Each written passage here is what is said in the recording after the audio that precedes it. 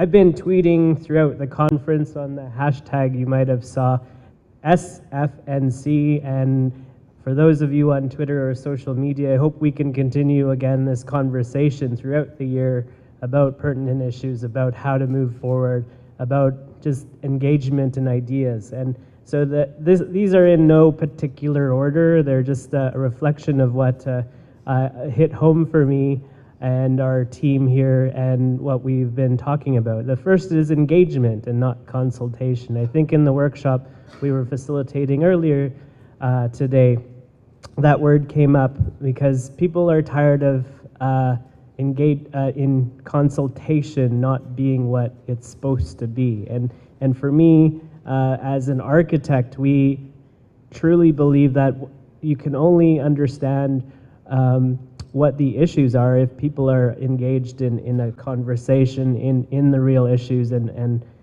work with you to develop solutions. The other one I've heard is interconnectivity, and interconnectivity, both technical and social and all sorts of things. We've heard lots of ideas technically about net zero buildings out in the north, carbon neutral buildings, water conservation, and having to think about how all of these actually natural systems are connected together. And through that understanding and appreciation of interconnectivity, I think is extremely important going forward, thinking about sustainability as a whole.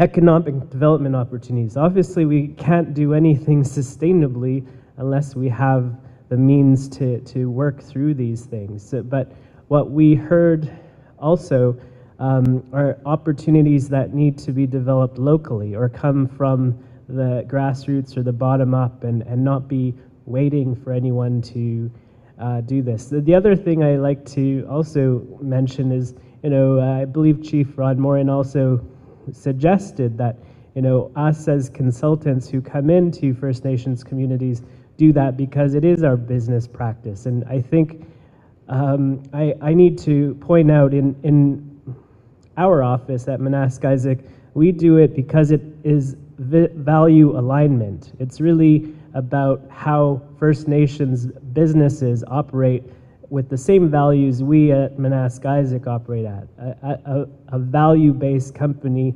believing that we can make things better through design, improve communities, and we truly believe that. We're not a TSX listed company. We're really about a family of people at Manasc Isaac working for the betterment of communities around. And I think by aligning yourselves with people who have the same values, I think we could do a lot more together. And capacity building. I really, really enjoyed hearing from Ashley and from Norquest about how training, education, how all of that inspires people, how it builds their skills, it builds their opportunities, it builds how they grow. And that is really important, especially ongoing, not just for the youth, but for continuing education and rebuilding on skills or learning, especially in forums like this. It's great to actually learn from everyone in the room, and I think that's one of the things I like about workshops. Is I think I learned a hell of a lot over the last 2 days, and I really, really appreciate that. Grassroots action. So I'm really, really happy we heard from Tanya just immediately before this about Idle No More and the origins and the story behind that, and how that sort of grassroots action really, really created an incredible movement that is maintaining political pressure where it needs to be maintained, where it is using social media and new tools to really get people involved and not just within the Aboriginal community, but beyond that. Like, I think the reaching out to, I guess, mainstream Canadians is a great thing, because the more people know about the issues, and frankly, every single Canadian should be damn worried about omnibus bills, and that complete hijacking of political process. I think that sort of grassroots action will really help us rebuild Canada as a better country. Honesty.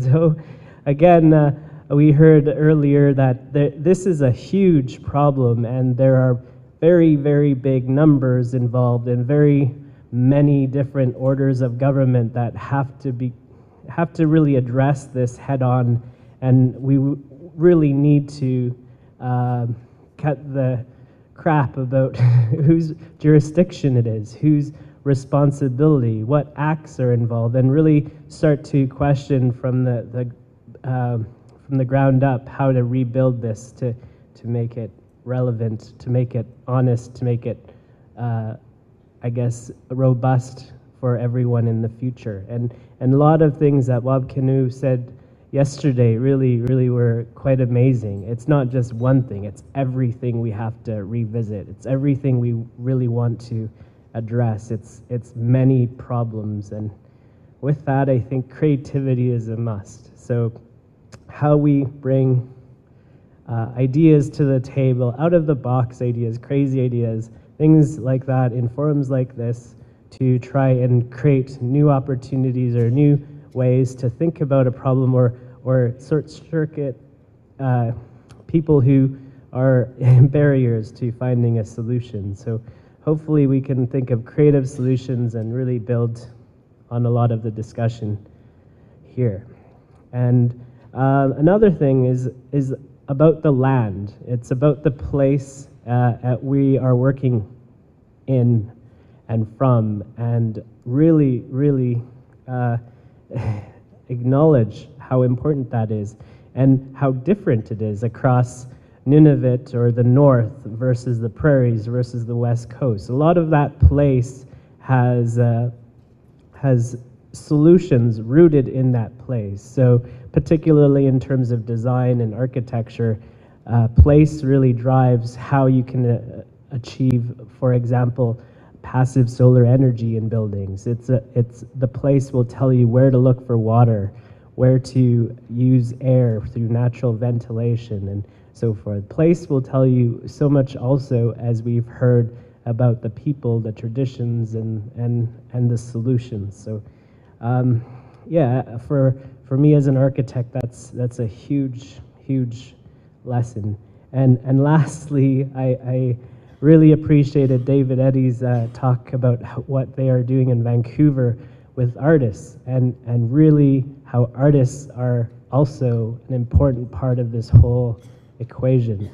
So when we talk about economic development, it's not just business. It needs to involve artists. It needs to involve everyone who brings a skill or an idea or even a challenge to the equation. And artists, as you probably know, are some of the most creative, out-of-the-box thinkers anyway. So it's with them and their ideas, I think we'll find solutions. In closing, thank you again for participating in our event. On behalf of all of us who organized it, we're really glad almost 175 people showed up to participate, which is more than we had last year. We will likely do this again next year, but like I said, we want to continue the conversation over the course of the year. As Lisa mentioned, with the whole idea of an Aboriginal quarter, we're going to be presenting that with Edmonton Economic Development, I hope, and hopefully growing some energy and momentum around that idea. We like to hear out-of-the-box ideas like we heard about not being a quarter, but being nodes and a connection between spaces. We want to also continue to help put pressure politically on the things that need to be done. So with that, thank you very much for all of your attention, great energy, and hopefully we'll see you over the course of the year. Thanks.